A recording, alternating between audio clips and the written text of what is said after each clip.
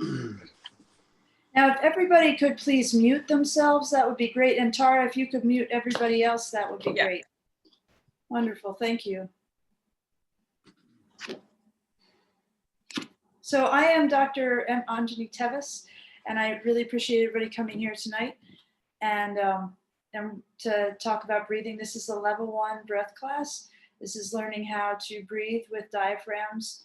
I think we'll probably get to breathing with certainly over 30 diaphragms in the next hour. And who knows, we might get to a few more as well. But that's a great start. So the place I always like to start is with anatomy. And so let me present you with this. This is a picture of your diaphragm. This is what you would see if you were standing on your bladder, looking up. And I'll screen share this, but I kind of like to have it in my hand for a moment because I like to be able to point to some things with my finger, and then I'll show you a screen share as well. But this is a picture of your diaphragm. Like I said, this is the view you would see if you were standing on your bladder looking up at your chest. And this here is the bottom of your sternum. You can touch that on yourself. It's right here, right? At the bottom of this breastbone here in the center, if you find the spot in between your ribs at the bottom of that bone, that's right here.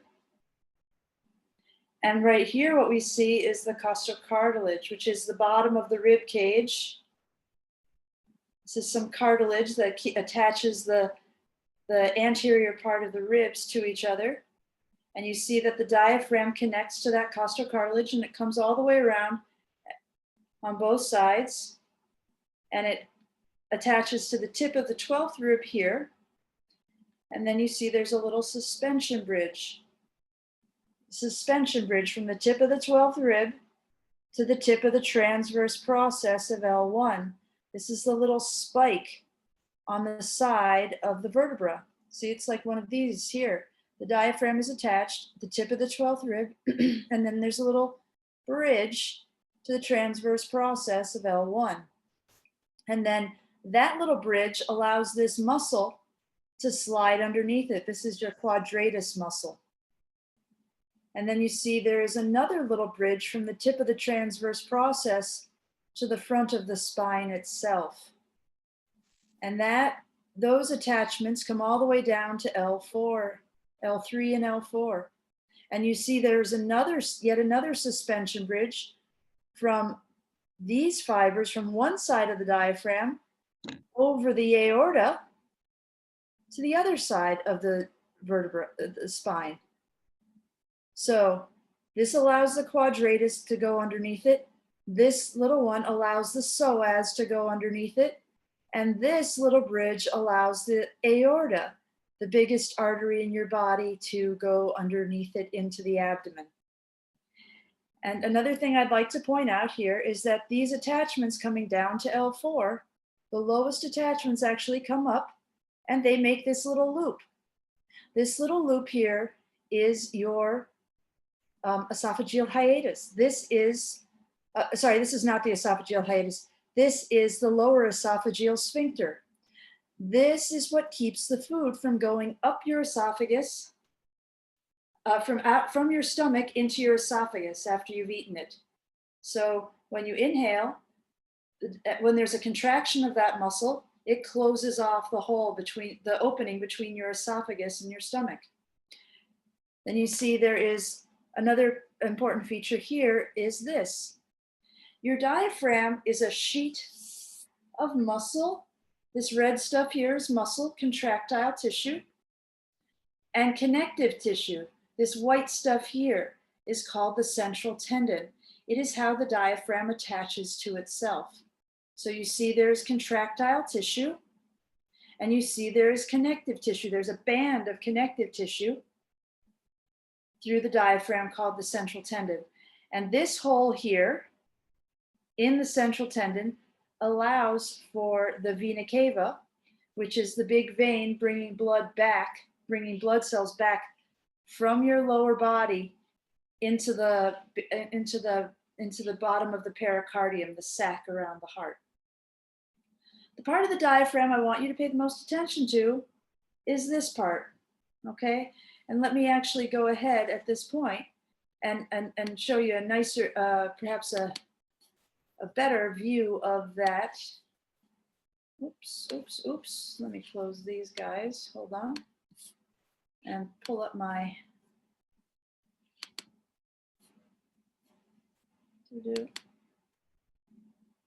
I'm not sure why it's not coming up. Oh, I guess it is. It's up. Here it is. So here is, can everybody see my screen share? There we go. So here is another view of the diaphragm. So bottom of the sternum, bottom of the rib cage, tip of the 12th rib, tip of the transverse process of L1, front of the lumbar spine, all the way down to L4. Okay? So your diaphragm is a sheet of muscle and muscle here, connective tissue here, that is attached to a bony frame, a bony cartilaginous frame. So a diaphragm, the definition of a diaphragm, because a diaphragm is a type of structure. It's a type of physical structure. And what it is any sheet that's attached to a frame. Let me stop my share. Any sheet attached to a frame. Now, interesting thing, diaphragms are very interesting structures because they have lots of very interesting properties just because of the nature of their structure. So any sheet attached to a frame is a diaphragm. And your thoracic diaphragm is a sheet of muscle and connective tissue attached to the bottom of the sternum, the bottom of the rib cage, and the front of the lumbar spine in that little transverse process there. So because it's a muscle, that means it can contract and it can relax. When your diaphragm is relaxed, it's shaped like a dome or a parachute, kind of like this. Now, the way muscles work is that you have fibers that slide past each other. And when they slide past each other, they get shorter. That's what it means for a muscle to contract. That's how they contract. They have fibers that slide past each other. So when your diaphragm is relaxed, it's shaped like a dome or a parachute. When it contracts, the muscle fibers slide past each other and the diaphragm flattens. It goes from being shaped like a dome or a parachute to being shaped like a drumhead, more like a drumhead. And when it does, when it flattens, it's going to push down on the contents of the abdomen. So the stomach and the spleen and the intestines and even the reproductive organs, the bladder, everything underneath it is going to get smushed. And as a result, it's going to smush into the floor of the pelvis. And as a result, it will squish outward, like an exercise ball will squish if you sit on it. Now, simultaneously, the flattening of your diaphragm is going to enlarge your chest cavity. So if you can imagine there's a chest cavity up here, and the chest cavity, because of your rib cage, doesn't expand as much in this exercise ball way, but it gets larger because all of the area that was underneath the diaphragm ends up becoming part of the chest cavity. So the volume of the chest cavity increases when your diaphragm contracts and flattens. And when you increase the volume, that's like opening a bellows. When you open a bellows, you make it larger inside. And that creates a vacuum, a negative pressure. And when you create a vacuum, that's the reason when you open that bellows or you contract your diaphragm, that vacuum is the reason that air will come in from the external environment into your chest cavity. Now, when you relax your diaphragm, the muscle fibers elongate. So the diaphragm goes from being shaped like a drumhead back to being shaped like a parachute again, or a dome. And when it does, all of the internal organs are going to lift up underneath it like little skydivers, and the belly walls appear to shrink back toward the midline. And simultaneously, the volume of the chest cavity gets smaller. When the volume of the chest cavity gets smaller, that's like closing the bellows. When you close the bellows, you make it smaller inside. That increases the pressure. And that's the reason that air goes out. It gets, technically speaking, it gets sucked out of your chest into the relative vacuum of the outside world, right? You could kind of say it gets pushed out, but really it's actually getting sucked out because there's less pressure out here when the chest cavity gets smaller. So your diaphragm is a pump that moves air into and out of the chest cavity from the external environment. Simultaneously, it is a pump that moves fluid into and out of the chest cavity from your internal environment. So blood that's in your veins, lymphatic fluid, and even sinus drainage will be drawn towards your chest cavity every time you inhale.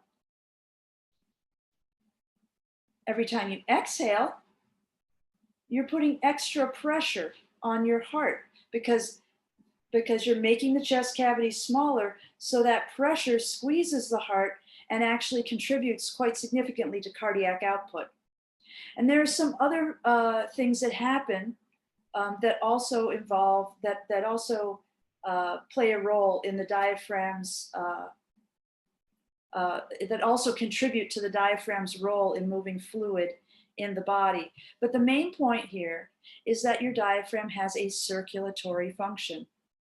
In fact, your diaphragm is the primary driver of circulation in the body, far outstripping the heart's contribution. And this is generally startling and awesome news. It's startling because we don't normally think about it that way. Even in the medical profession, we often think of the heart as the primary driver of circulation in the body. But let's have a quick look. Let's have a quick look at another picture of the diaphragm, because I want you to see. Oops, hold on. My screen share, where is it? Hold on. There we go. See this one. This is another picture of the diaphragm that I want you to take a look at. And it really, I think, is a great picture for seeing why, or for really being able to get a good sense of why the diaphragm and how the diaphragm is the primary driver of circulation in the body. This is your diaphragm here. It's pretty huge. Now, if you think about it, your whole liver can be garaged underneath your diaphragm, your whole liver, right? And the whole liver is kind of like this. Can you see my little cursor? Yeah? Can you see the cursor there? No? Okay, good. So the liver kind of goes like this, takes up this whole area over here. There's a little bit of kidney over here, but this is mostly liver. But there's still room to also park a stomach and a spleen and some more kidney and maybe even a little pancreas back here. So you can see that the stroke volume of the diaphragm is huge. Think about how big the liver is compared to the heart. Here's our heart here. This picture is really great for showing you how massive the stroke volume of the diaphragm is relative to the heart itself. You could probably fit, I think, about 4 hearts inside an average liver. So the diaphragm's stroke volume dwarfs the size of the heart itself. Even more so does it dwarf the size of the heart chambers. So it's really quite obvious that the diaphragm is a bigger, stronger pump. Now, I think that's something that's really not very well understood in the medical profession and in modern science, is that these two pumps actually kind of function in tandem with each other. The sac that goes around this heart is actually basically contiguous with the fascia that goes over this thoracic diaphragm and with the central tendon itself. So they are inextricably connected. But the other thing I want you to take away from this picture is this. look how much, so see this whole area here. If you want to get an idea of how where your diaphragm is in your body, let me lose my screen share for a moment and show you something.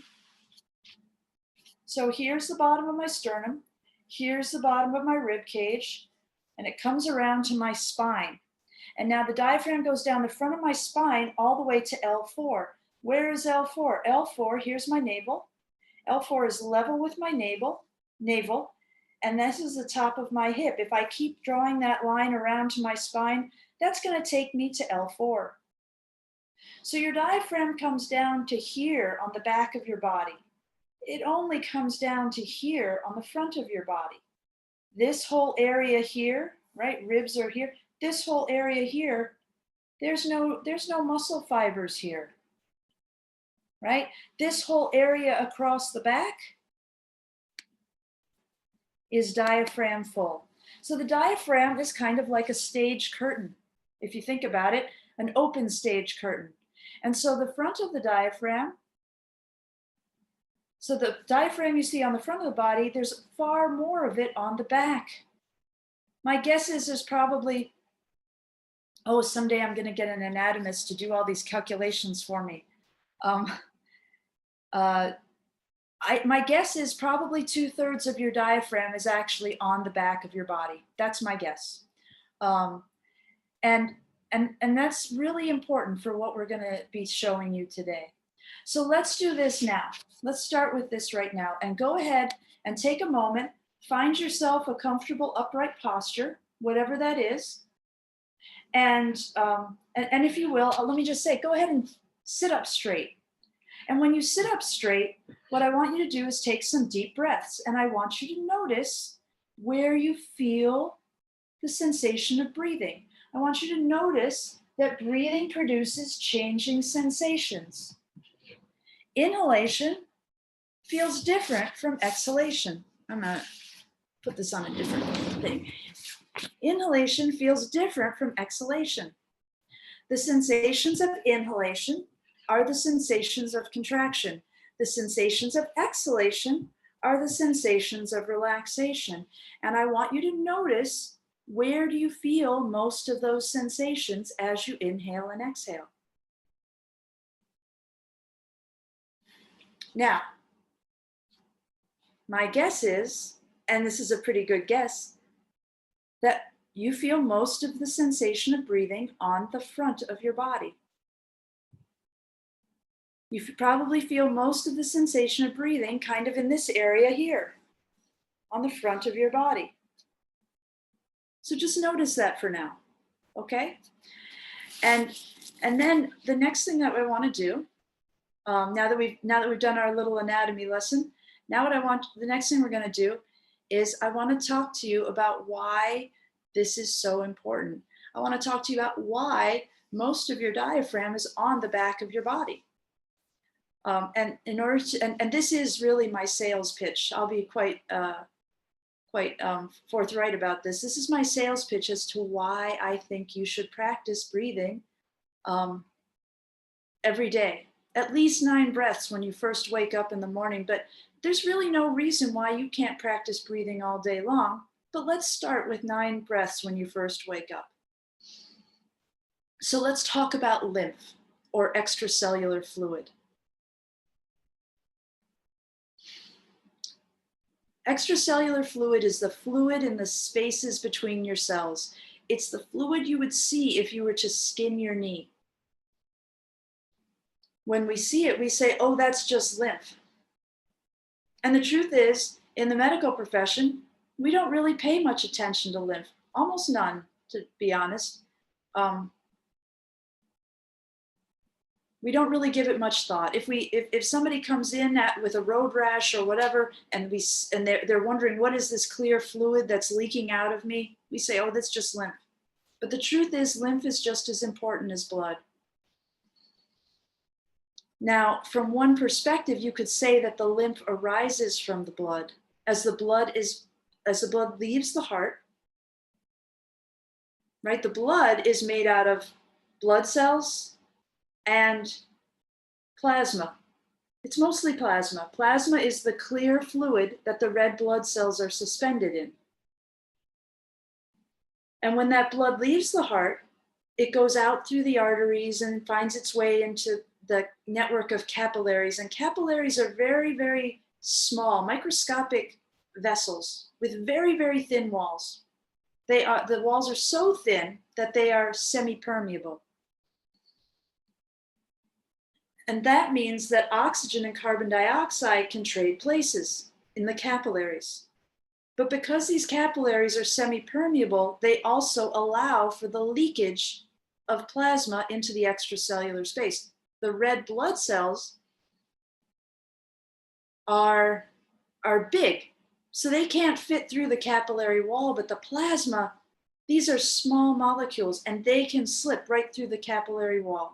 And when they do, we call them lymph or extracellular fluid.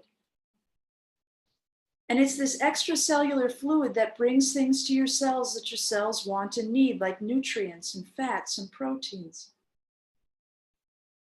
It's the means by which your immune system gets where it needs to go everywhere outside the blood vessels, which is most of the body is outside of the blood vessels.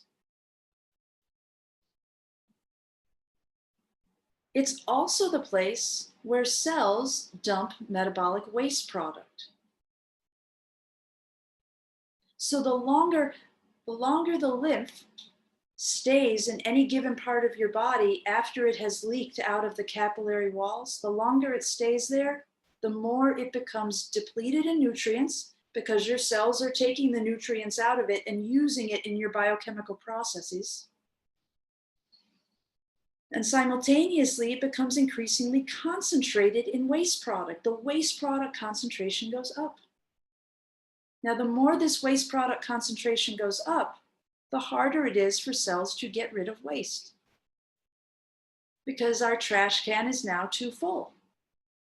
And really, this is exactly the same thing. If you've been to if they go to an event and there's a trash can in the stadium or wherever you are, and people are using it and it's overflowing with trash, it's harder to put trash into it. You have to pack it down and shove it in there. You have to put more energy into that because it's so full. And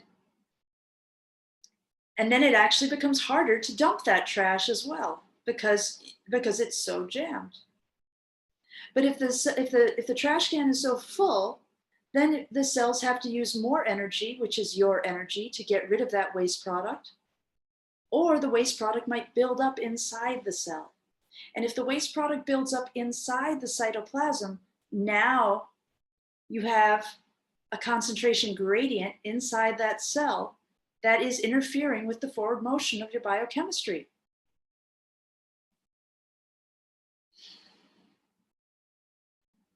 So let's unpack this word gradient because it's one of those words from high school chemistry class that some of us may have forgotten. A gradient is the tendency in nature for anything to go from high to low, right? Things don't have a natural tendency to go from low to high without the input of energy. So, for example, if I have this picture here and I hold it up and I tell you I'm going to let go of it, you don't expect it to fly to the ceiling or anywhere else but the floor, right? If I let it go, it goes from the higher energy state to the lower energy state naturally, just like a ball will roll down a hill. If you want that ball to go up the hill, you have to put energy into getting it up there.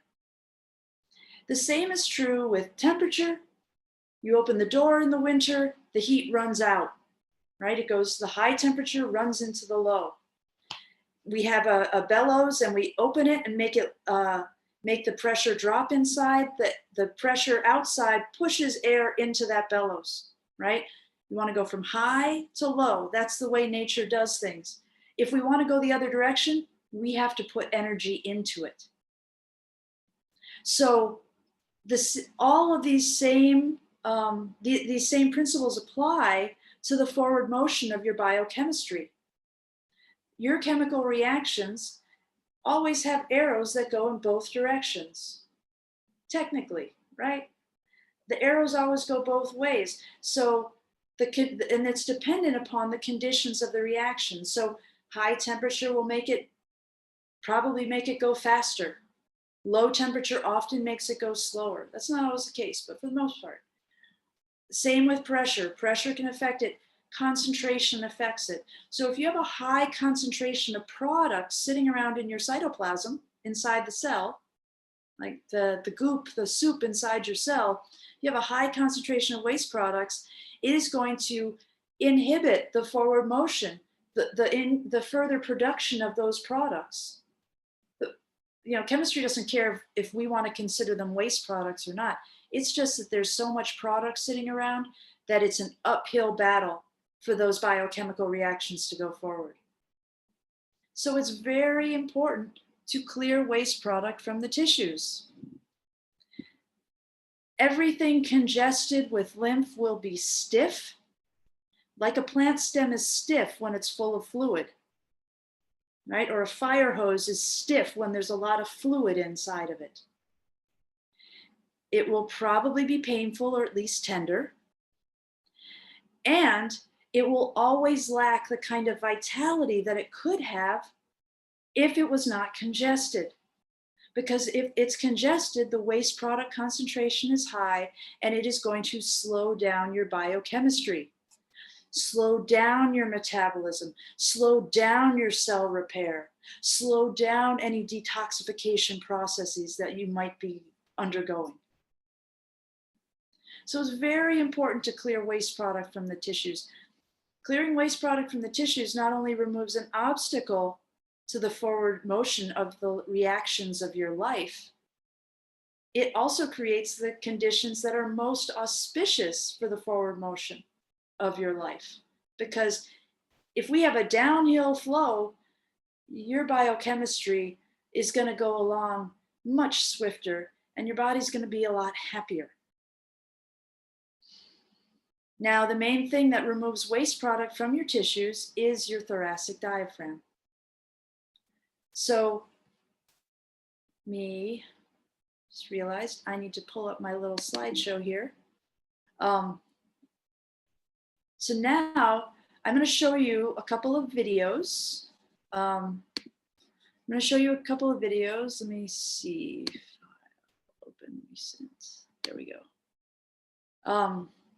I'm going to show you a couple of slides here. Let me bring my screen share back. Hold on. Screen share.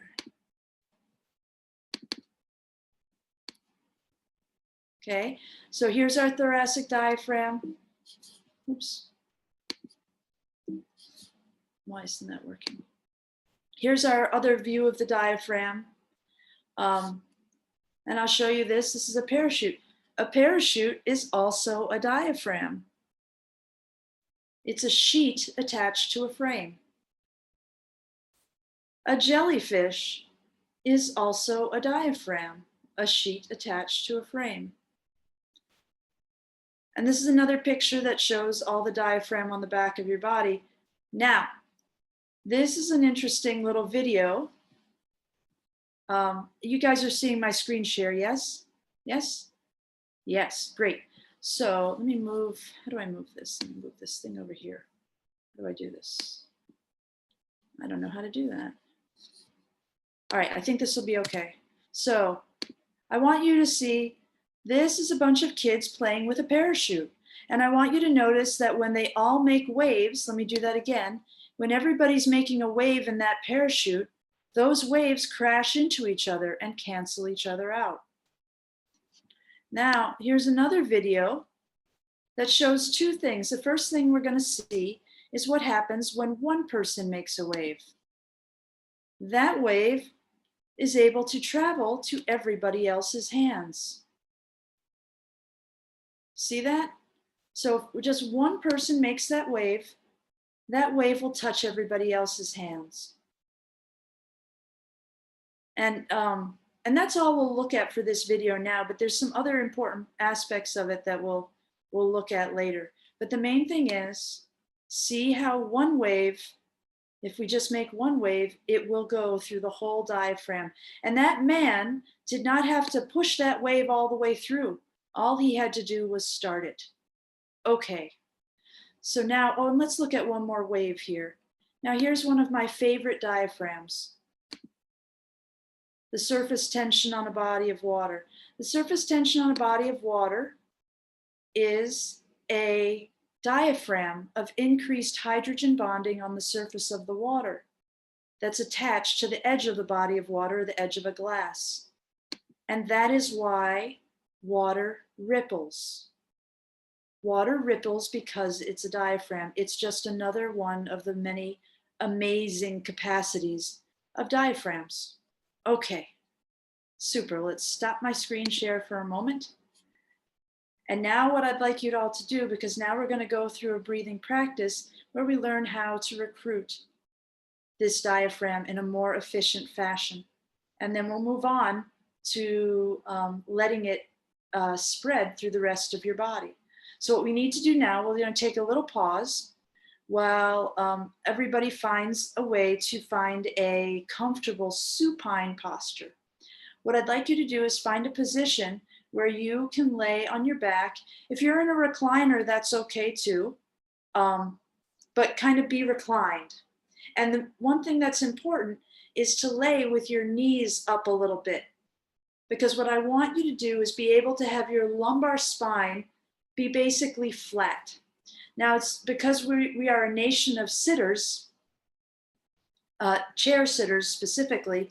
What we find is that our psoas muscles are often so tight that when we try to stretch out our legs, it pulls us into hyperextension. And we're also just generally a nation of hyperextended lumbar spines. So we need to be in a position where your lumbar spine can be flat. And so the best way to do that when you're first starting out is to put your knees up, to have your knees, have a pillow under your knees or a bolster under your knees. You can even lay down on the floor and have your knees up on a couch or a footrest so that your lumbar spine can be flat on the floor. Now, the other thing that's really helpful is to have like I probably should have said this first, is to have like a little face cloth or a little piece of, like a face cloth is perfect, or a t-shirt or something. And what I want you to do is put that across your back at the level of your diaphragm. So you're going to put it across your back here. You're going to take that face cloth and put it this way. If you can grab two face cloths, that's even better, because then you can put one this way and then you can put one on the lumbar spine itself. Now, this is just to give us some sensory input to show you, so you can focus your awareness on a particular part of the body. Okay, so sorry, I should have had you get your gear. I should have had you get your gear ready before we started. So apologize for that. But go ahead and get something, even if it's like a scarf or a t-shirt, anything like that, that you can just lay across your back at the bottom of your rib cage. And I'll wait for another minute for everybody to get there's somebody we're waiting for that person to come back. So we'll give that person just a moment. Super, super duper. Everybody's got their stuff. Everybody's ready. Great. So now what I'd like you to do is start breathing from the bottom of your pelvis up to the top of your chest. Breathe as if you could fill yourself from the bottom of the pelvis up to the top of your chest, and then empty yourself from the top of your chest down to the bottom of your pelvis. Remembering that the most important instruction when you practice breathing is to let it be as easy as possible. Let it be relaxed. Let it be something that is softly expansive.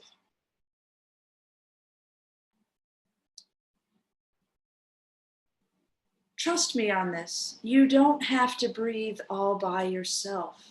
You can let the power of the universe, you can allow nature to do the work for you. And a very interesting truth is that a bigger breath is an easier breath. An easier breath is one where we allow the power of nature to do most of the work for us. So again, as you lay there, breathing from bottom to top, top to bottom, I want you to notice where you feel most of the sensation of breathing. You may still feel most of the sensation of breathing. You probably still feel most of the sensation of breathing on the front of your body than you do on the back. But remember, most of the diaphragm is on the back of the body. And the truth is, that's where we need it. That's where we need the most compression and release. And I'll get back to talking about that later. But where we need the most compression and release is on the back of the body. And the truth is that almost nobody is using the back of their diaphragm to breathe. Not because we can't, but just the patterns of our the patterns of our lifestyle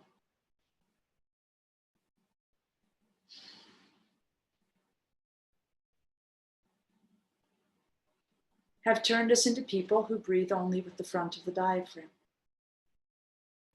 So now I want you to bring your mind to the back of the diaphragm where you know it's attached to the bottom of the ribs, the transverse process of L1, and the front of the lumbar spine. I want you to bring your mind there, and I want you to reach for those fibers. Trust me, there is so much muscle back there.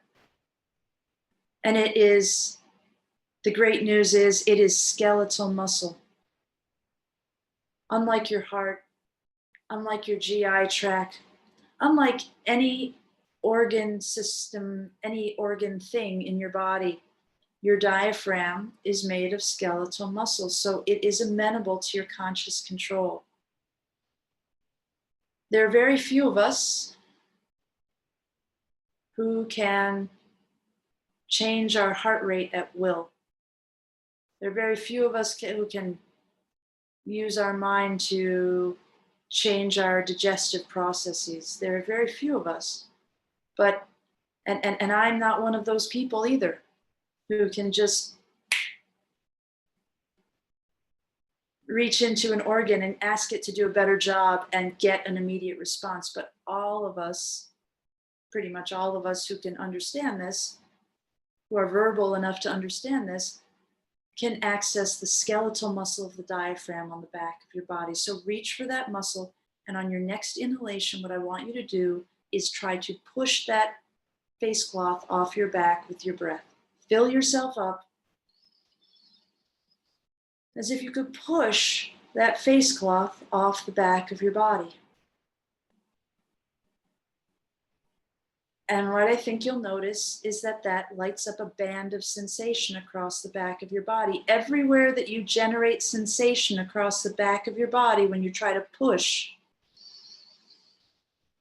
that object off the back of your body, every place you generate sensation, relax. Once you've generated the sensation, use that sensation as a beacon that shows you where you need to direct your decision to relax. It is just as important to relax your diaphragm as it is to contract it. If you only close your bellows halfway, you'll only get a half stroke in. We must relax it all the way to get a full stroke. And most of us are probably doing 20%, 10 to 20% of our diaphragmatic capacity. And that does give us plenty of oxygen. You know, sometimes people breathing with just one lung. If they're a good breather, like a martial artist or a really good yogi, even if they don't know all these details that I'm describing to you, a lot of those people, and even if they're not, even if they're just trying, they're going to have plenty of oxygen to have a normal blood saturation. And a doctor will tell you, you don't have a breathing problem. You've got 100% oxygen. But what a half stroke or a quarter stroke or 15% of a stroke volume won't give you is good fluid return. And what we've already discussed is that good fluid return is good physiology. Better fluid return is better physiology every time. So reach with your nervous system for the back of the diaphragm. Engage it. Push that thing off your back. And when you have filled it up all the way, relax. Now, most of you probably find that when you do this, it's easier to get a bigger inhalation than you're used to getting. That's because you're using more of the diaphragm. And you may even find that you're taking so much bigger of a breath that you feel like you either have to open your mouth to let the breath out because there's so much pressure in the chest, or you may find that you kind of brace your chest a little bit, brace the chest wall muscles a little bit so that you can slow down the exhalation. Because we think that all this pressure that we are accumulating in the chest is going to come spraying out of our nostrils and blast the world like a leaf blower. So what we're going to do is make your exhalation now get easier. My goal is to make your breath as easy and big as I can, as we can together. So what I want you to do in order to achieve this is I want you to imagine that you have a row of organ pipes. Like you're a church organ and you have a row of organ pipes that come down the back of your body through your head and shoulders, and they go right down to where you have that face cloth on the back of your body. They go right down to the borders of the diaphragm on the back of the body. And what I want you to do on your next exhale is I want you to imagine that you could release the pressure that you feel in your chest directly into the atmosphere above your head through those organ pipes, bypassing your nostrils. You don't have to get all that pressure out of the two little holes in your face. So go ahead and take that big breath in, and when you exhale, release the pressure through the organ pipes. And notice that when you do this, the breath seems to trickle out of the nostrils.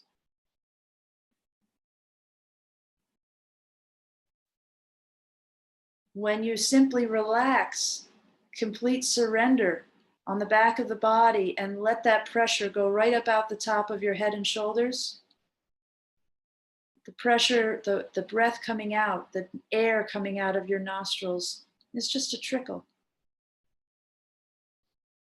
And that's because most of the pressure you feel in your chest is not air. It's fluid. And it will never come out of your nose because it's not in your airways. It is extracellular fluid in the spaces between your cells, in your fascial planes, in your lymphatic ducts. Some of it's even in your veins. It's fluid pressure.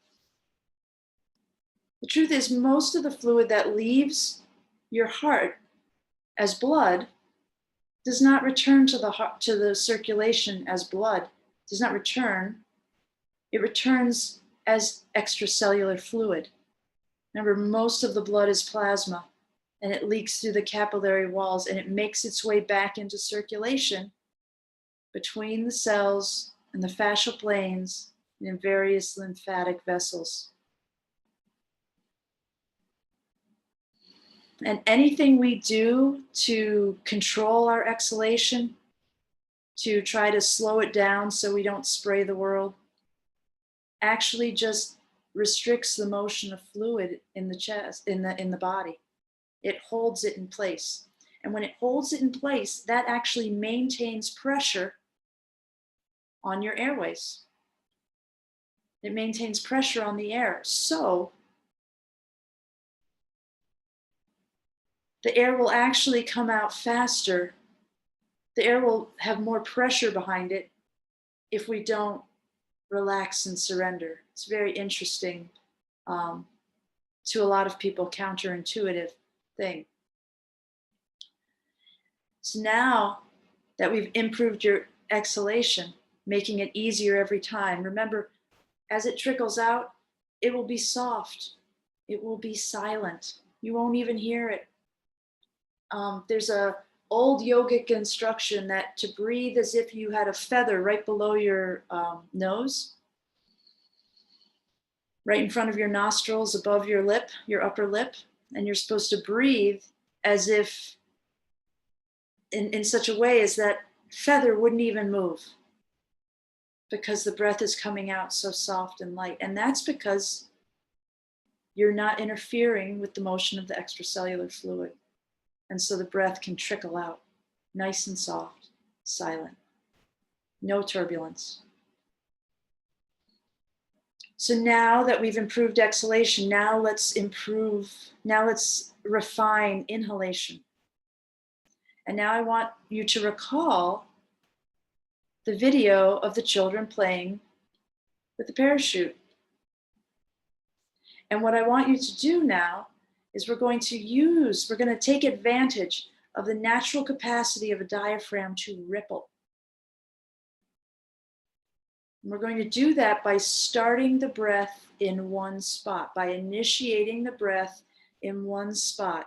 And that spot is going to be the place where you feel the little piece of cloth on the back of your body.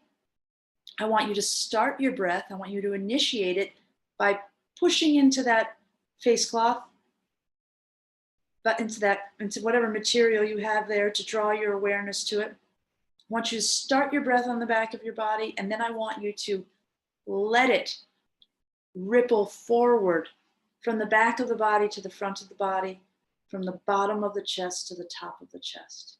Start it on the back, let it go, and let that wave fill your chest for you. Let the wave do the work.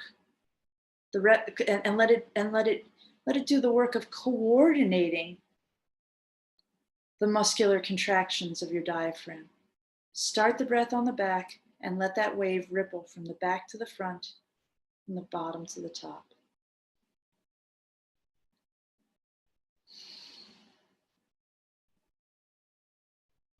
And now let's go ahead and refine that even further. So if you have the piece of cloth on the spine itself in the vertical direction, starting at the navel, what I want you to do is we're going to get a little more specific. I want you to start your breath on the spine. And when you start the breath on the spine, I think you're going to get an even cleaner experience of that breath rippling forward through your chest. What you'll actually do is you're going to feel it ripple around the bottom of the rib cage. You're going to feel it roll around the bottom of the rib cage, just like a wave split by a boulder at the edge of the ocean. That ripple will roll all the way around both sides of that boulder and meet on the other side. And when they meet, those two waves will add to each other. So feel that wave start at the back of the body on the spine, feel it roll around the bottom of the rib cage and meet at the front. And now let's refine that even one more step. One more step is to now start your breath at the level of the navel. Like, I don't know if you've noticed this from looking at those pictures, but in some ways the diaphragm kind of resembles a manta ray, right? With these two kind of wing-like structures on the side and a tail that comes down the spine. I want you to imagine that you could just shake that tip of that tail, which is at L4, and let that wave roll up the spine like if you were holding a rope taut with somebody and you put a wave in one side, that wave would go all the way through the rope to the other side. That wave will climb up your spine, and when it gets to L1, it will broaden, right? And roll around the bottom of the rib cage like a wave at the edge of the ocean being split by a boulder. So allow that wave to come up from L4, feel it broaden at L1, rolling around the bottom of each side of the rib cage and meeting at the sternum. Let that meeting at the sternum Lift your sternum a little bit more and feel how when those waves crash into each other, it just opens up this really nice kind of added poof of space inside your chest cavity.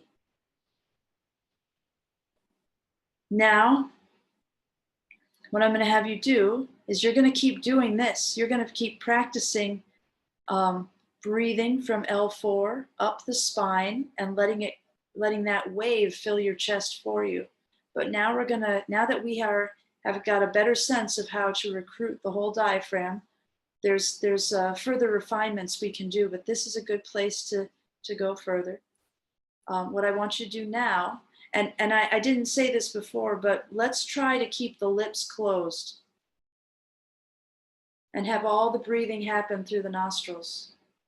You don't have to open your mouth to breathe to get more air, and you don't have to open your mouth to let a lot of pressure out.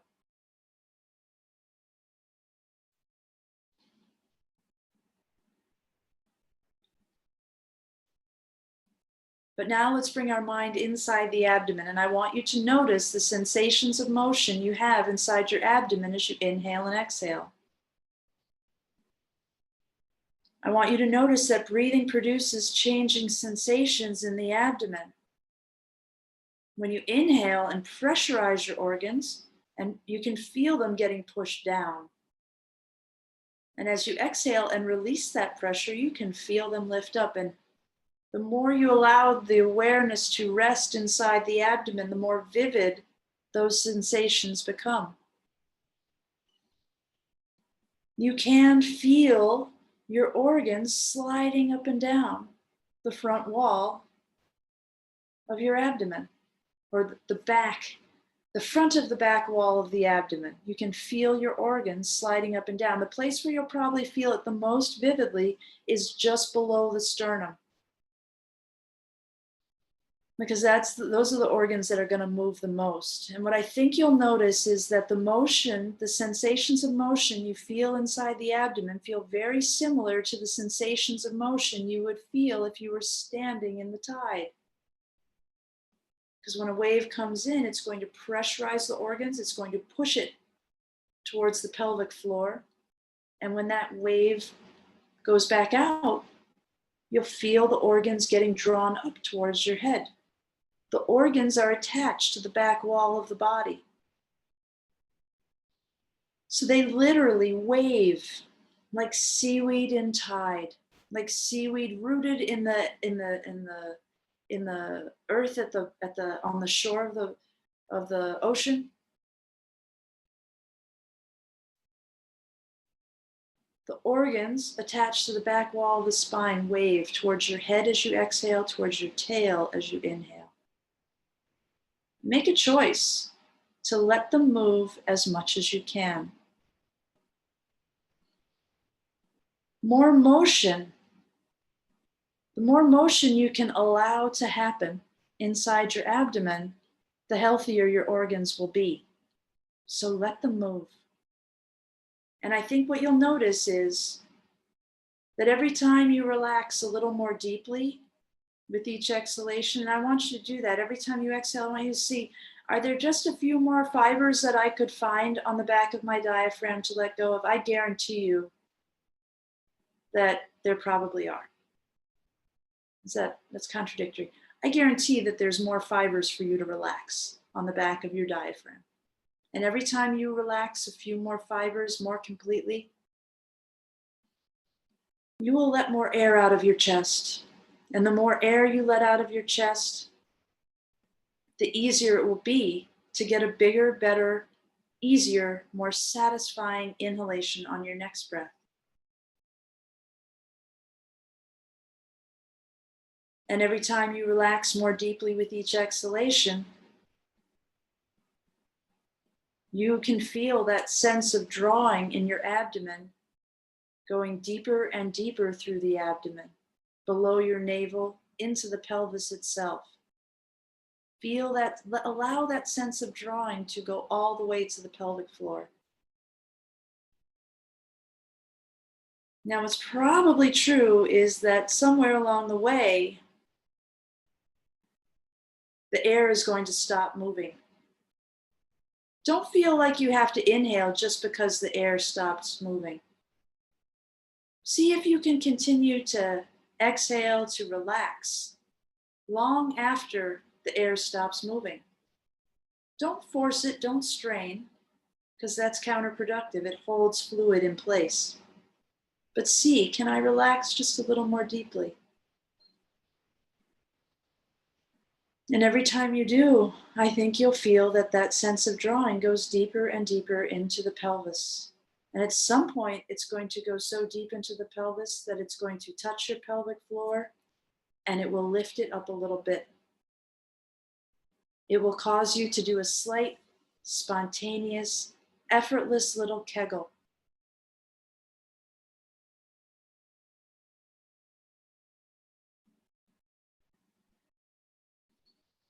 And once that pelvic floor lifts, and it lifts on its own, it lifts simply because you're relaxing the diaphragm, you're lifting all the organs up. At some point, the pelvic floor has to go along too.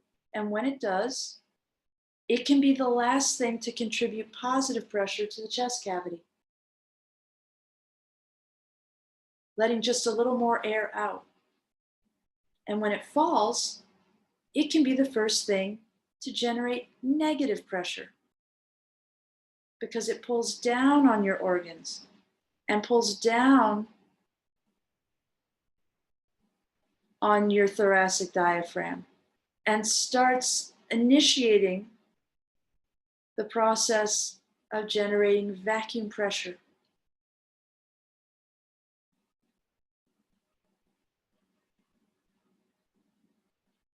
So now your pelvic floor is participating in moving air and fluid in the body. And it can do that because it is a diaphragm.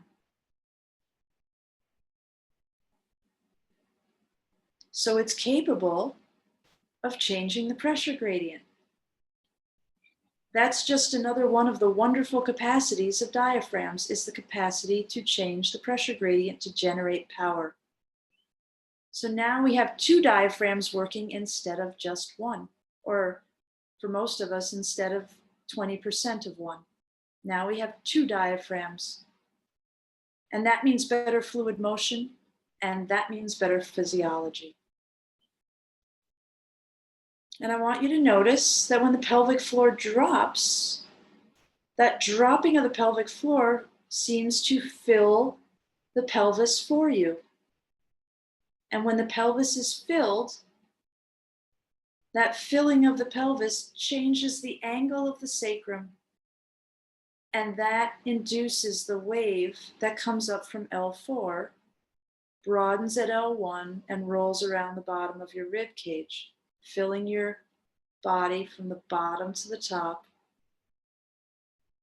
And you may notice that as it fills to the top, your shoulder girdle lifts all on its own. It's not that you're trying to raise your shoulders or lift your chest to get more air in. It's just that the wave moving through your body lifts your chest for you. And when you exhale and let that pressure out, your shoulder girdle falls all on its own. The more we can really, the key to better breathing is not go-getting. It's allowing. It's allowing the wave of breath to move the tissues, to move through the tissues. So now let's go ahead and put the tongue on the roof of the mouth. Let's put the tongue flat on the roof of the mouth. And while it's up there, let's try not to have any space between the tongue and the palate. The whole tongue is flat right up against the roof of the mouth. And I want you to bring your mind inside your mouth and in your tongue specifically, and feel the edges of your tongue where it contacts the place where your teeth emerge from your gums. It's a little horseshoe shape of sensation on your tongue where it touches the edges of your palate, where your teeth emerge from your gums. And now what I'd like you to do, that your tongue is up on the roof of the mouth, I want you to swallow. And I want you to notice that when you swallow, it takes out all the excess space from your mouth, creating a suction seal between your tongue and the roof of your mouth, the tongue and the floor of the mouth, as well as a suction seal between the lips. I want you to notice that everything in the mouth is suctioned together after swallowing with your tongue on the roof of the mouth. And now, on your next inhalation, what I want you to do is gently draw your tongue toward the back of your head by about 1 millimeter. Don't break the seal. Keep the seal in place and just nudge your tongue. Just nudge it back. Because it's suctioned to your palate, it's going to drag your palate back and back with it. So just gently pull your tongue back about 1 millimeter as you inhale and notice the sensations you feel in the back of your head, neck, and shoulders when you induce this motion in the tongue and therefore the palate. I want you to notice that you can bring breath. A wave of breath moves up your neck into your head and neck. It's like you're laying on the edge of the ocean. A wave is washing up the back of your body.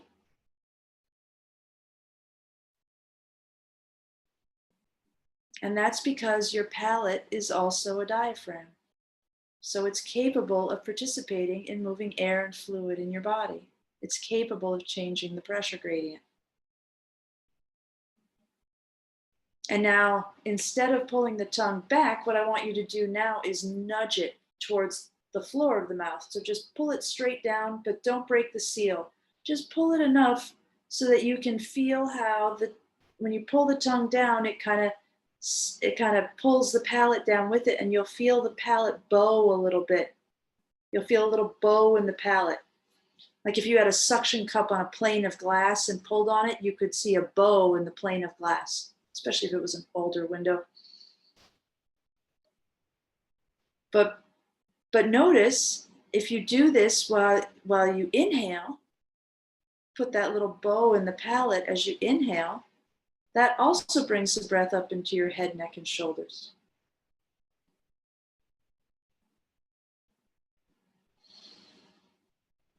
And even if you just knew this, even if we just knew this, how to recruit the back of the diaphragm, pelvic floor, and engage the palate in this way, you won't ever need another decongestant again, because your palate is a pump that can move fluid out of your head. But wait, there's more. So now what I want you to do is I want you to stop. Oh, and also now we're going to combine the two vectors. Let's combine those two vectors. Let's pull the tongue both back and down at the same time. So the tongue is going to basically move toward the throat. It's going to move back and down. And when it does, it will create a little bow in the palate and pull the palate back and down with it. And that creates a very rich experience of pressure gradient change in the back of the head, neck, and shoulders. It also scrunches your tongue. And when your tongue scrunches, it gets shorter and fatter. And when it does, it pushes on the inside of your teeth and broadens your palate, making you feel as though you're about to start smiling. Let yourself feel the impulse to smile. It will help you breathe. So now, let's stop trying to move the tongue. And I want to direct your awareness to this space underneath the chin and the front of the throat. And I want you to notice that when you inhale, have your suction seal in place, but as you inhale, I want you to notice that inhalation generates a pulling sensation at the front of the throat and underneath the chin.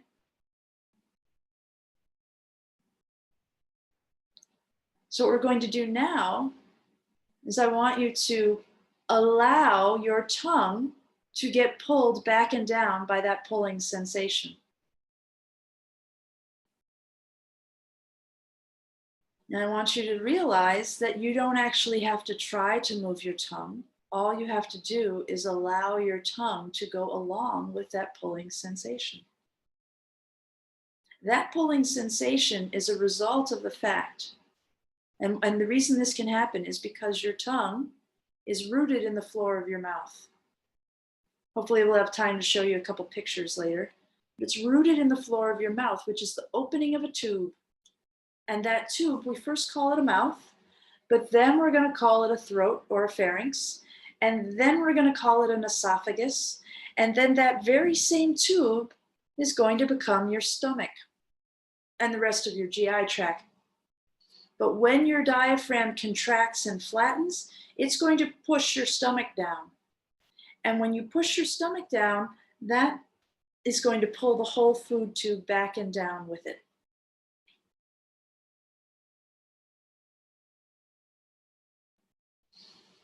So the esophagus is something of an expressway, a breath expressway to your head. It initiates motion in the diaphragms of the head, especially if we now allow the whole lower jaw, this whole mandible, to be drawn back and down. It's just it's a very subtle amount of motion. It's not something that I think anybody's going to be able to see you do, but if you allow that lower jaw to go back and down with that pulling sensation, what I think you'll notice is that that is going to cause the floor of your mouth, this area underneath your chin and in front of your neck, you're going to feel the floor of your mouth get drawn in as you inhale. And then when you exhale, it's going to puff back out.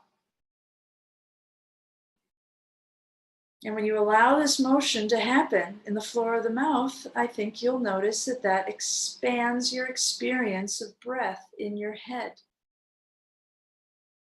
When you allow this motion to happen in the floor of the mouth, it actually brings breath right to the very center of your head.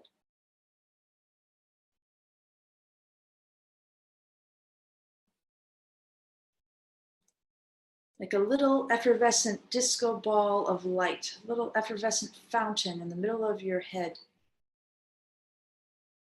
Who wouldn't benefit from better fluid motion at the center of their head, the home of the hypothalamus, the pituitary, the seat of autonomic control? Everybody benefits from better fluid motion in the head. So let your lower jaw move, let the floor of the mouth be drawn in by inhalation, let it puff back out as you exhale. And now let's bring your awareness to the roof of the nasal cavity. It's between the eyes, but just a little below your eyes. Bring your mind to the roof of your nasal cavity, feel it.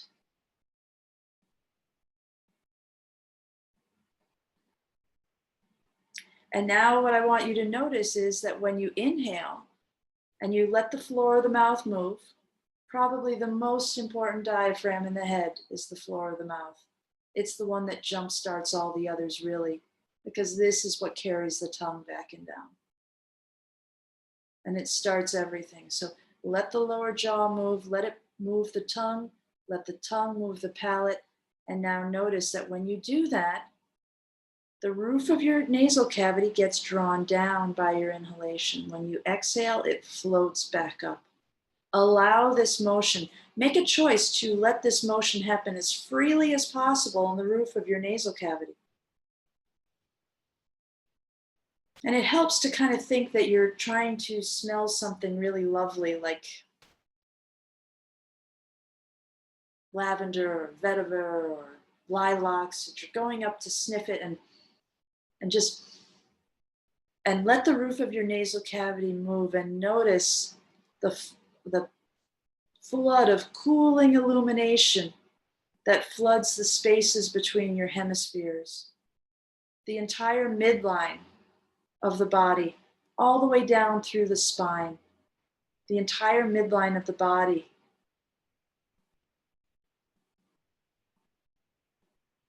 is moved by the roof of the nasal cavity.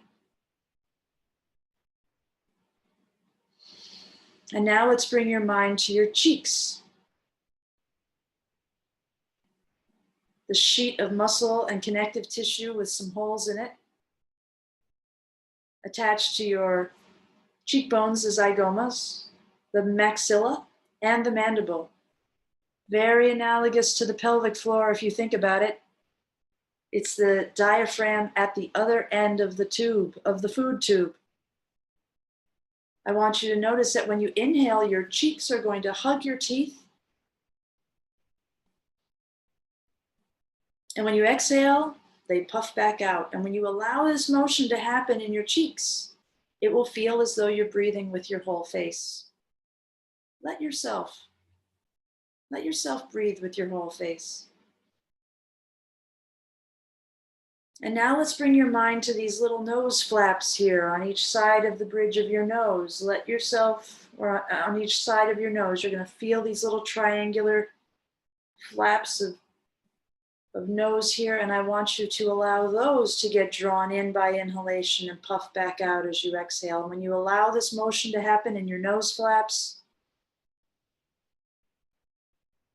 it will feel like you can breathe right through the whole footprint of your nose, not just the two little holes there.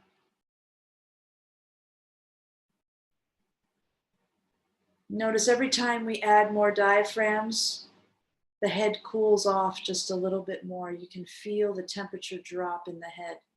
This is a good thing.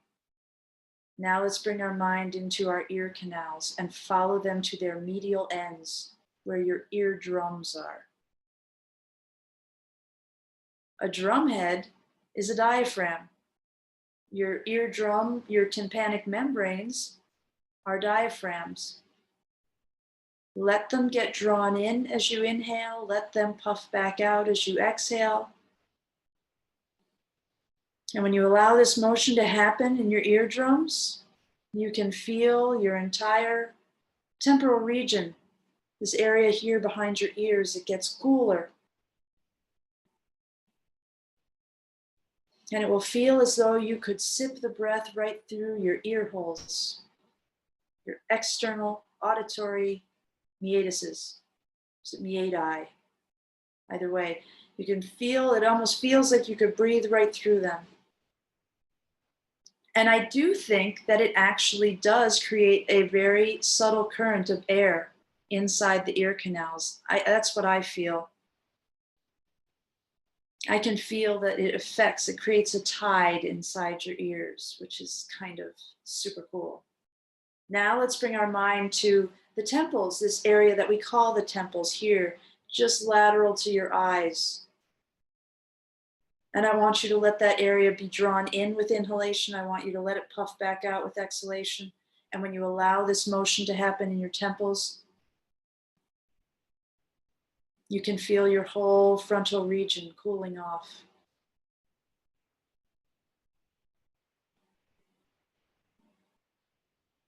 You may notice that your head feels like it's getting a little bigger, like a balloon every time you inhale, and that it's shrinking every time you exhale.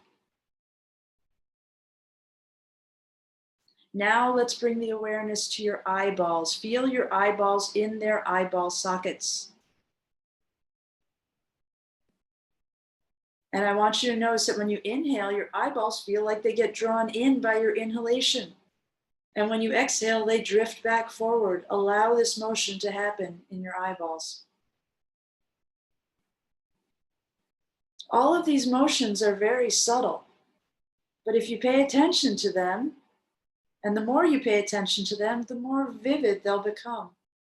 And the more emotion you allow to happen in these diaphragms, because indeed your eyeballs are sheets of very specialized nervous system and connective tissue and a bunch of other things, very interesting sheets attached to the framework of the eyeball socket by muscles. Every muscle in your body participates in a diaphragmatic structure. I am so certain that's true, but I do need to find an anatomist who will verify that for us all. because I don't have time. I got a lot of other things to do. So feel your eyeballs move. There are actually at least 3 more diaphragms within your eyeballs, but we're not going to go into all of them today. But we will during one of the, we do in many of the other practices, and I'll show you some pictures. But you can breathe with all of these diaphragms. Why wouldn't you want to allow these diaphragms in your head to be moving? There are more than 20 diaphragms in your head. But if you're not recruiting the back of your diaphragm, if you're breathing with your mouth open, you're not going to get the kind of motion in them that you could be getting if you just allowed that to happen. So now we're going to do, now the other thing I want you to notice is this. I want you to notice on your next inhalation, I want you to notice that the pulling sensation at the front of your throat and under your chin starts almost immediately as your inhalation climbs up from L4. And that's because the fibers attached to L4 go right up to the esophagus. So as that wave comes up from L4, the first thing that happens is your esophagus is grabbed, your gastroesophageal junction is lassoed and grabbed and pulled down. So the breath goes right from L4 right to the head. So be ready. Be ready with excitement and anticipation and enthusiasm to allow all of these diaphragms in your head to move.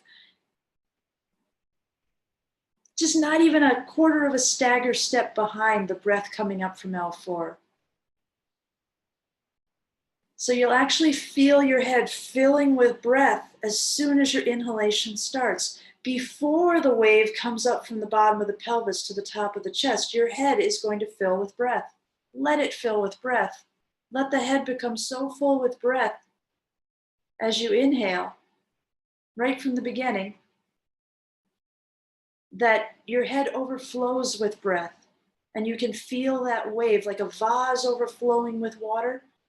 Let your head overflow with breath and let that wave come back down your neck. And it will meet the wave coming up from the bottom. That gentle wave from the top will meet the big wave from the bottom, and they meet at the shoulder girdle.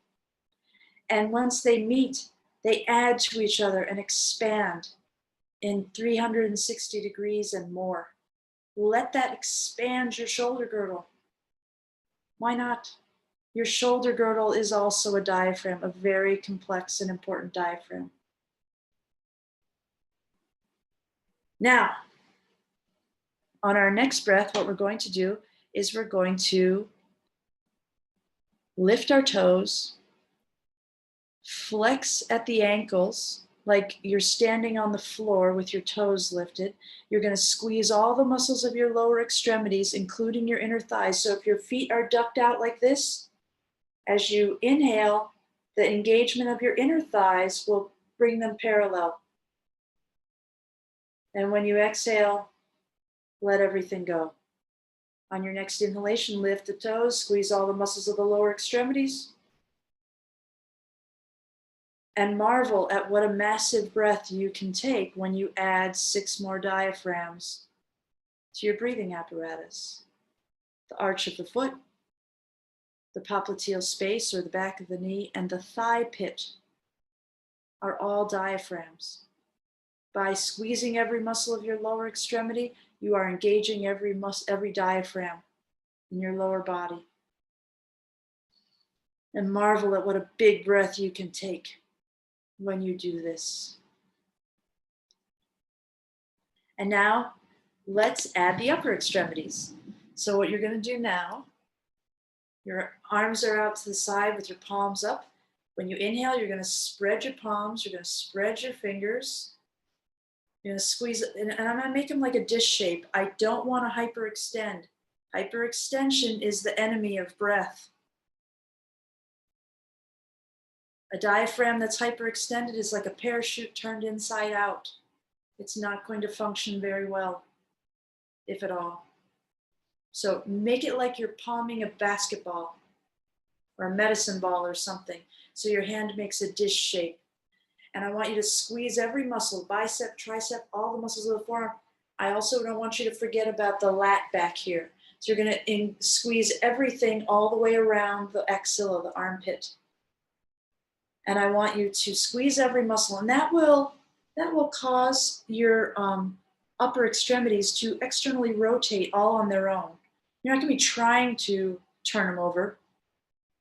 But when you inhale like this, especially as you engage the lats, the latissimus, back of the armpit, shoulder here connecting down into your torso, as you do that, your arms will naturally, gently, externally rotate into Leonardo da Vinci's anatomical position. And so I want you to do that as you inhale. When you exhale, relax. And let's do this with arms and legs at the same time. And notice what a monstrous breath you can take when you are recruiting all of these diaphragms. Why wouldn't you want to move this fluid throughout the whole body? When when all the diaphragms are engaged at the same time, it's like everybody in the canoe is paddling on the same stroke. You're going to get better fluid motion, better physiology.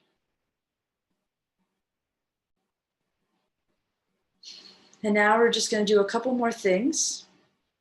Now what I want you to do is I want you to alternate sides. I want you to do the arm and leg on the right side, engage it and relax it. And then you're going to do the arm and leg on the left side, engage it and relax it.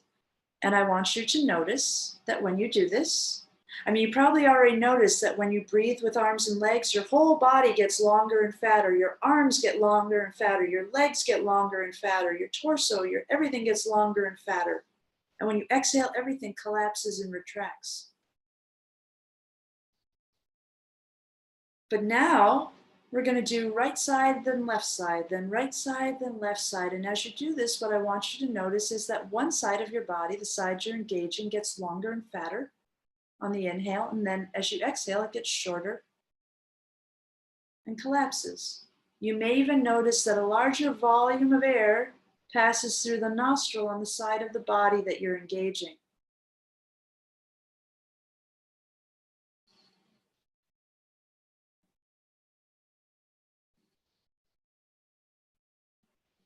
And you're doing this now with arms and legs, but you don't even have to actually move your arms and legs. You can just direct your awareness to one side of the diaphragm and then to the other. And you'll still get a very similar effect. It might not be as vivid and amplified as when you do arm and leg breathing, but you can certainly still alternate sides with using your thoracic diaphragm.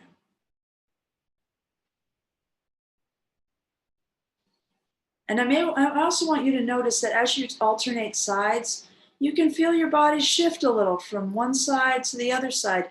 It shifts away from the increased pressure. It gets pushed towards the negative pressure by the bigger pressure. When I let that bigger pressure out, it brings me back to the midline. If I keep letting that pressure out, it pulls me to the other side. And then when I inhale on that opposite side, it pushes me further. So just notice for now, this is what we'll discuss in level 2 breathing class, but notice just that little shift from the midline as you inhale and exhale on the alternate sides. So this is what I'd like you to do. I'd like you, keep going with your breathing for right now. I'd like you to, every morning when you first wake up, get the pillow out from under your head, put it under your legs. Take 9 complete yogic breaths, full polydiaphragmatic breaths. And then do arm and leg breaths. Do 9 arm and leg breaths. And then alternate sides. Ideally for 9 each. So now we're up to 36 breaths. It won't really take you that long, depending on how long your breaths are. It will take you longer as you get better at this. Then, last thing I'm going to have you do is go back to breathing with just your thoracic diaphragm. So do that right now. Go back to breathing with just your thoracic diaphragm, and I want you to notice that at the end of your exhalation, you can feel your armpits get drawn in toward your torso. And when you exhale, when you inhale, your armpits are going to come out. And when you exhale, at the end of your exhale, they get drawn in like little jellyfish swimming into your chest cavity. So let your armpits get drawn in. You may actually notice if you rotate your awareness from your armpits to your antecubital space here, antecubital fossa, or your elbow crease, to the palm, to the thigh pit, to the back of the knee, to the arch, you may notice a fuzzy disc shape of undulating sensation that changes as you inhale and exhale. That's because the arm and leg breathing has cleared enough congestion from these diaphragms so that they can continue to be recruited by your thoracic diaphragm without you having to do anything. So you're going to still be breathing with all of those diaphragms if you're just feeling that little fuzzy disc shape of an undulation with your inhalation and exhalation. I bet you could do all of this in 5 to 10 minutes, possibly even in the space of a snooze alarm. So set your alarm just a little bit early. Hit the snooze button one time and practice breathing, however far you get. First thing in the morning is a great time because your body's done all kinds of things at night, all kinds of cell repair, all kinds of work, producing all kinds of waste product. You might as well start your day by moving all that waste product and creating the conditions most auspicious for the forward motion of your biochemistry. So now you guys can go ahead and sit up, and we can, I'm going to show you my slideshow here, my little slideshow. Let's see. There we go. Oh, let me bring us back. So let's start here. And I'll just kind of run you through these. We're not going to spend a lot of time on all of them. I'm still meaning to put these all up on YouTube so that you can look at them at your leisure, but I've yet to do that. I've got work to do. There we go with that one. And then notice the second wave he makes. He has everybody kind of do it one after the other. They make a wave all the way around. We'll talk about that more some other time. And here's our little ripple that we love so much. And here, this is just to show you where the pelvic floor is. It's right in here. It's attached here. And here is the pelvic floor, male and female, sheets of muscle and connective tissue with holes in them, just like your cheeks. And this is your shoulder girdle, also a sheet of muscle and connective tissue. Very interesting. It's almost like a geodesic dome. And here's the floor of the mouth with some shoulder girdle. Oh, another diaphragm. Here's the roof of your mouth. Here's your palate. This, by the way, I think this was called a normal palate when I Googled it for free images. I would say this is a very congested palate, but we can talk about this more some other time. Yeah, let's talk about that more some other time. I gotta keep going. So here's the floor of your mouth, roof of your mouth, diaphragms. Oh, look at this.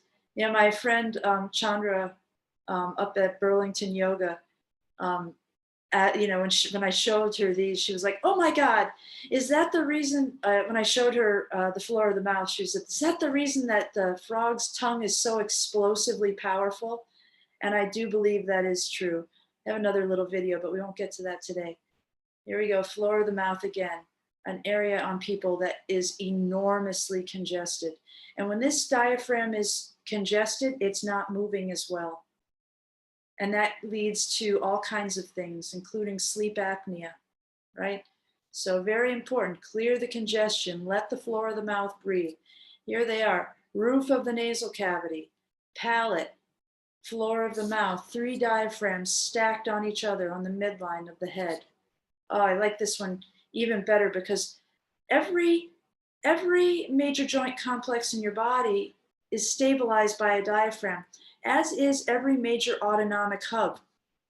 Look at this autonomic hub. Isn't it beautiful with the cribriform plate and the nerves that detect smells, odors coming right through it? Just like, oh, there's some more diaphragms. Just like, oh, I forgot to tell you, you can do the same thing with your eyelids. Don't forget to let your eyelids move. But this is really nice. Look, temple, eyelid, cheeks, nose flaps, floor of the mouth, another diaphragm. Diaphragms are wonderful, right? Here's your eardrum. But the amazing thing is what gives diaphragms their various properties, that's your eardrum too. What gives diaphragms their amazing properties is that the amount of because you know, all these diaphragms I'm showing you display different properties. Some it's pressure gradient change. Some it's a wave motion. Some show the capacity to absorb shock, like a drum head, or like the sheathing on a building, or the retrofitting of buildings in California are diaphragms that absorb shock. What gives diaphragms their many different properties is the amount of tension in the sheet and the nature and shape of the frame. Our diaphragms in our body, oh, one of my favorite diaphragms is the spider web. The diaphragms in our body can display any of these properties because we can adjust the tension in the sheet with the muscles we have, and we can change the shapes of our frame. How cool is that? So I told you there's 3 more diaphragms in the eye. This is the cornea, this is the iris, and this is the lens. 3 more diaphragms, and all of them can participate in breathing. Oh, how cool. This is the optic tract. Here's the optic tract. Here's a picture of how the optic tract moves through the head. What you may notice is that as you breathe, this whole plane here feels cooler, as the optic tract induces motion from the front of the head to the back of the head, perpendicular to the plane of motion generated by the roof of the nasal cavity. Oh, a trampoline, and the arch of the foot. And here are the diaphragms in the lower extremities and the diaphragms of the upper extremities. Diaphragms are found at every major lymphatic hub, right? This is a picture of the lymphatics. The squash racket is also a diaphragm, and the palm and the sheathing on the building, this plywood that gives the building structural integrity, diaphragms. Yay. Oh, and some bonus here.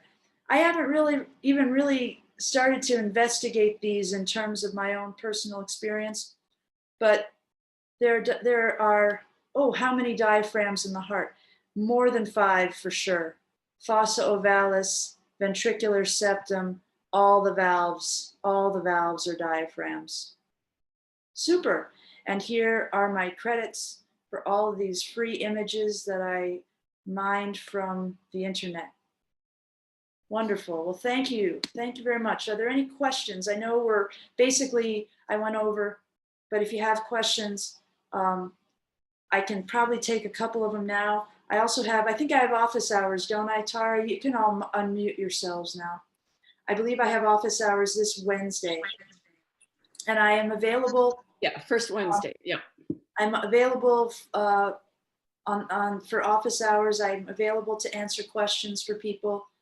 Anybody, patients, not patients, any questions that people have about health or breathing, or I will do my best to answer. And if I don't know the answer, then we can discuss it from an anatomical perspective and a body-based perspective, and then I will try to find the answer for you and get back to you if I can't produce a satisfactory one. The discussions are usually quite fun. So, and sometimes we just talk about anatomy. So are there any questions right now, any burning questions, or shall I set you all free for your evening? I have a question. Okay, who's that? Who's that? Sandy? Okay, great. Tell me, what's your question? My question is this recorded anywhere where I can replay some of the things you're talking about? Because like intuitively, I want to do the opposite of what you're saying. Like my diaphragms want to do the opposite. And so I just, is there any, yeah. Yes, there are. I have a YouTube channel, and there are multiple recordings on there. I've been teaching this class now for on Zoom since when, Tara?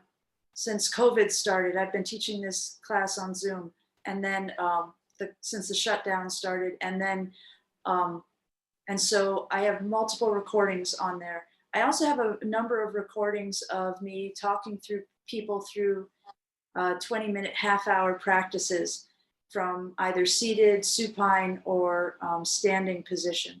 Mostly I do them from seated, and people can do them either standing or supine. I will do a shorter guided practice after my office hours on Wednesday, if time permits, and then I'll do another guided practice 2 weeks from next Wednesday. So yes, there's lots of resources. And like I said, feel free to come to office hours, come to the same place on Wednesday, and I will happily have a discussion. What time on Wednesday? What time on Wednesday? I think it's 6. You can go to our website, 9 Rivers Osteopathy. It's on our events page. Yeah. Check it out. Thanks. This was lovely, by the way. It was so related.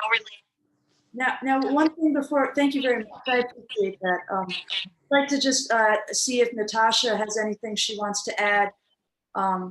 Natasha is a wonderful osteopath in the Bay Area, and one of my dear friends. So I'm wondering if she would like to say anything now. Don't feel any pressure, dear. I actually did want to say something. So thank you for calling on me, Professor.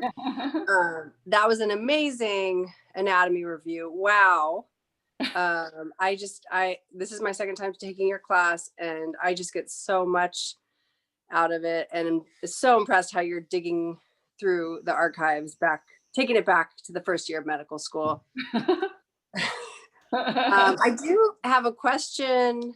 I noticed right away when we started doing the diaphragmatic breathing that I had more ease on my left side, and that side seemed to expand more.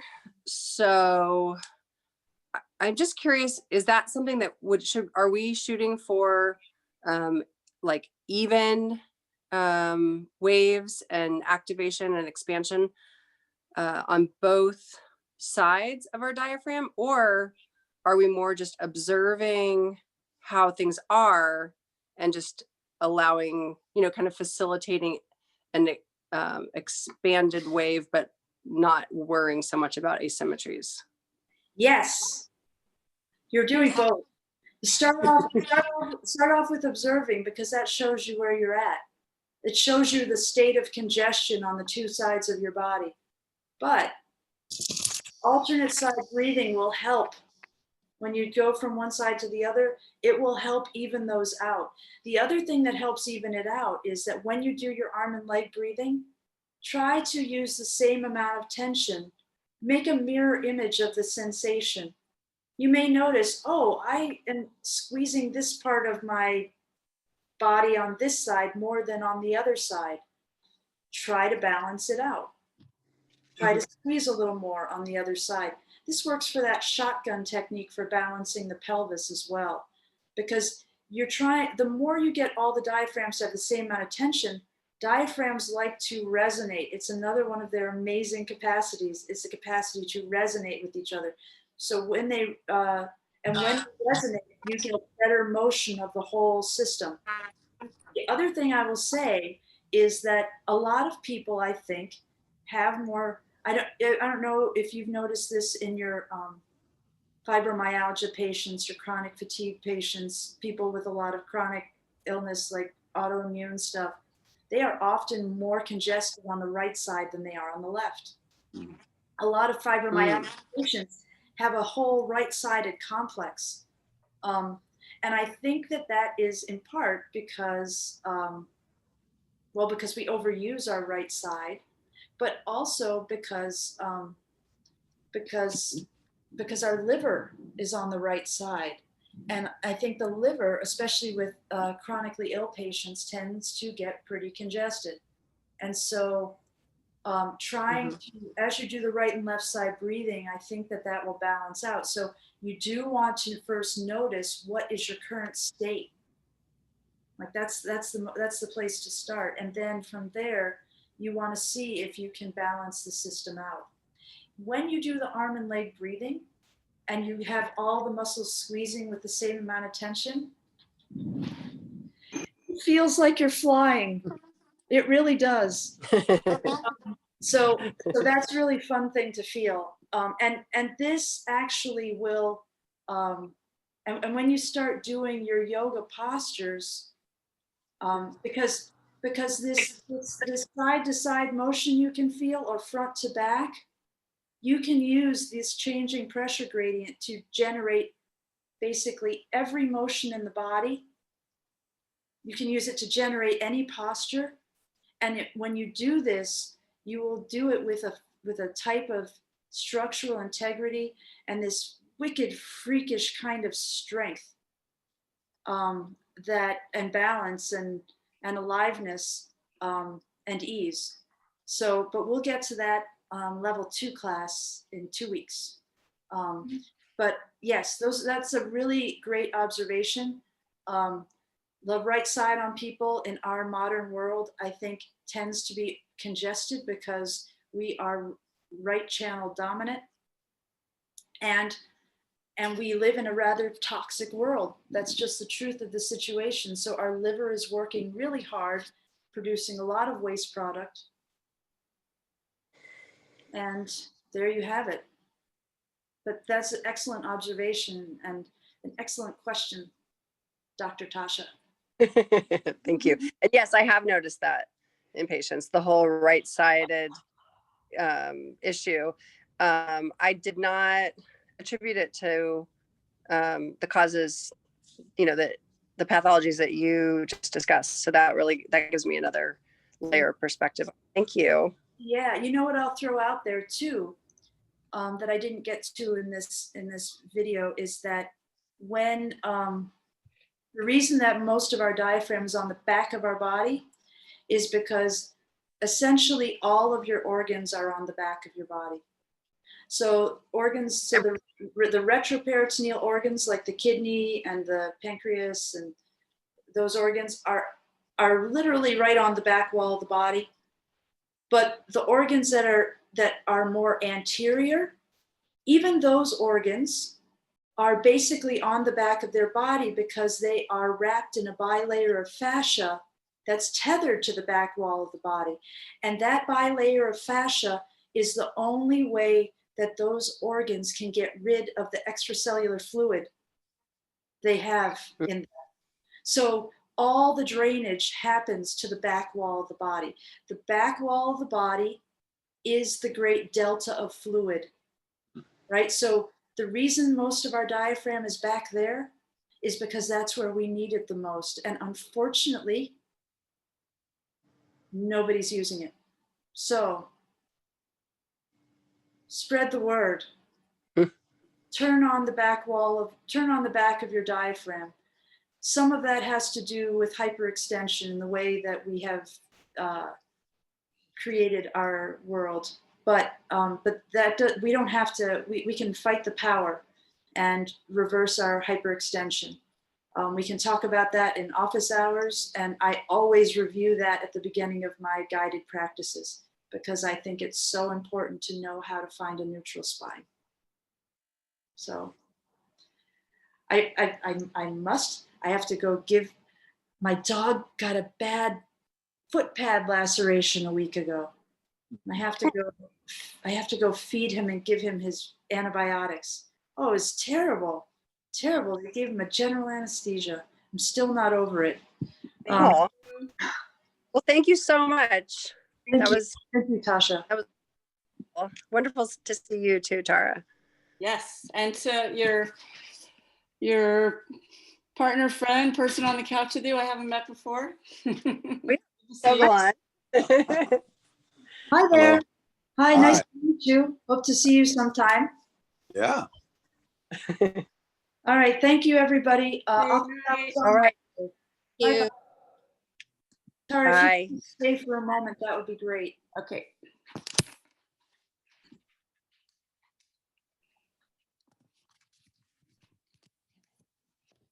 All right. Everything good? Good? Yeah, sorry, Dan just came into the room when I was just finishing, so I'm just gathering my things and going upstairs. Because I was on a Zoom call before you, so I've been on the computer for almost 3 hours. So I will be happy to get off. But yeah, it went really well. Cool. Super. I love you. I love you too. And I guess Josh got the news about where the key is? No, I don't think he was able to go over there, so I think it's fine. Oh, right. Okay, well, oh, so you have a key. So would you mind getting the key out of the hiding place? Because I really want it back, you know? Where's the key? She said it is, I put the key behind the green Black Lives Matter sign above the mailboxes. Okay. You think it's safe there? Well, no, if you're going over there, I'd rather you took it away. That's what I'm saying. Okay. I don't know that I'm going to go over there. Let me see.